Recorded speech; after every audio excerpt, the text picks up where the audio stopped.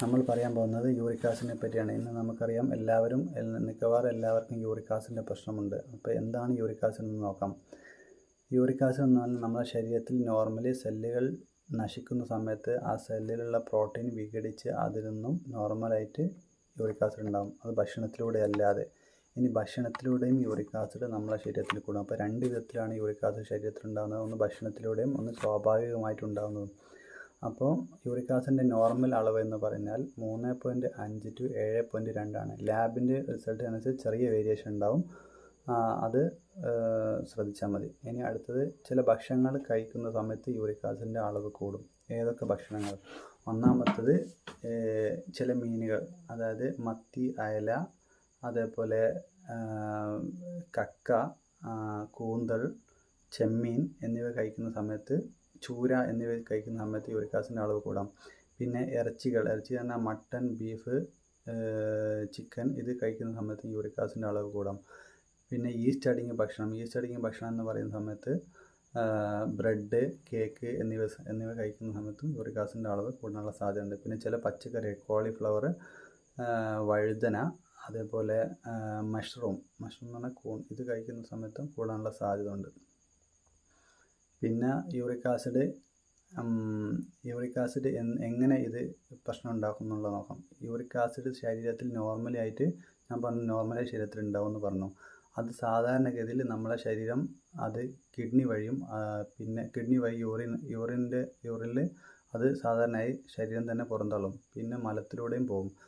2/3 ഭാഗം കിഡ്നി വഴിയും 1/3 ഭാഗം മലം വഴിയുമാണ് അത് പുറത്തേക്ക് പോകുന്നത്.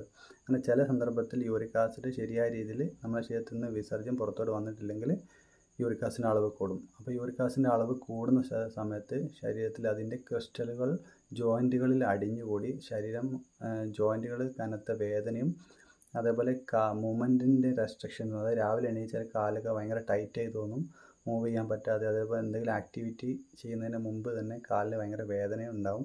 ഒരു പൊസിഷനിൽ നിന്ന് കഴിഞ്ഞാൽ വേറെ പൊസിഷനിൽ മാറുന്ന സമയത്തൊക്കെ കാലിനും എല്ലാ ജോയിൻറ്റിനും ഒരു ഓയിലിടാത്ത എണ്ണ ഇടാത്ത ജോയിൻറ്റ് പോലെ ഒരു ഉറച്ച രീതിയിൽ നമുക്ക് അനുഭവപ്പെടും. അപ്പോൾ എന്തൊക്കെ നമുക്ക് എങ്ങനെ മാനേജ് ചെയ്യാമെന്നുള്ളതാണ് അടുത്ത് നോക്കുന്നത്. നമ്മൾ വീട്ടിൽ തന്നെ നമുക്ക് യൂറിക് ആസിഡ് മാനേജ് ചെയ്യാൻ പറ്റും.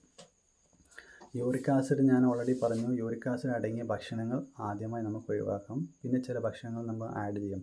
ആദ്യമായി ചെയ്യേണ്ടത് ധാരാളം വെള്ളം കുടിക്കുക. ധാരാളം വെള്ളം കുടിക്കാൻ പറയുന്ന സമയത്ത് പ്രായമുള്ള ആളുകളിലാണെങ്കിൽ, കിഡ്നി ഡാമേജ് ഉള്ള ആളുകൾ വെള്ളം കുടിക്കുന്ന കാര്യത്തിൽ ശ്രദ്ധിക്കണം. അല്ലാത്ത ആളുകൾക്ക് ധാരാളമായി മിനിമം 3 ലിറ്റർ വെള്ളം തന്നെ കുടിക്കാം. വെള്ളം കുടിക്കുന്ന സമയത്ത് രാത്രി 7 മണിൻ്റെ മുമ്പ് തന്നെ വെള്ളം കുടിക്കണം. കാരണം 7 മണിക്ക് ശേഷം വെള്ളം കുടിച്ചാൽ രാത്രി ഉറക്ക ബുദ്ധിമുട്ടാനുള്ള സാധ്യത ഉണ്ട്. അടുത്തതായി എക്സസൈസ് ചെയ്യുക. എക്സസൈസ് ചെയ്യുന്ന സമയത്ത് യൂറിക് ആസിഡ് ബോഡിയിൽ അടിഞ്ഞു കൂടുന്നതൊക്കെ ഒഴിവാകാനുള്ള സാധ്യത ഉണ്ട്. പിന്നെ വെയിറ്റ് കുറയ്ക്കുക. അതേപോലെ ചിക്കന്, മട്ടന് ഇതെല്ലാം ഒഴിവാക്കുക. ഓൾറെഡി പറഞ്ഞു, ചില മീൻ ഐറ്റംസ് മത്തി, അയല, ചൂര, ചെമ്മീൻ, അതേപോലെ കൂന്തൽ, കക്ക തുടങ്ങിയ ഫുഡുകളൊക്കെ നമുക്ക് ഒഴിവാക്കാം.